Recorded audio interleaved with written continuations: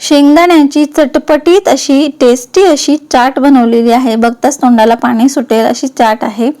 तर सुरुवात करते रेसिपीला. यासाठी कुकरमध्ये शेंगदाणे घ्यायचे आहेत, त्यात पाणी घालून घ्यायचं आहे आणि मीठ घालायचं आहे.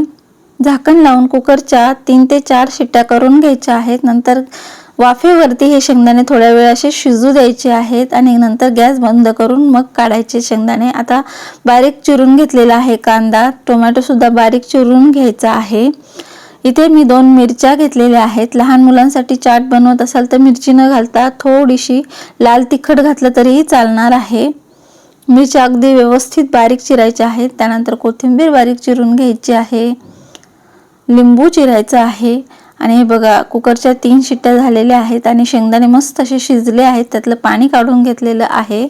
यामध्ये कांदा घालायचा आहे, टोमॅटो घालून घेतलेला आहे, कोथिंबीर घालायची आहे, मिरच्या घालून घेतल्या, धने जिरे पूड, चाट मसाला घालून घ्यायचा आहे, लिंबू पिळायचा आहे आणि मस्त अशी चाट एन्जॉय करायची आहे. तर रेसिपी आवडली तर एक लाईक नक्की करा. Bye bye.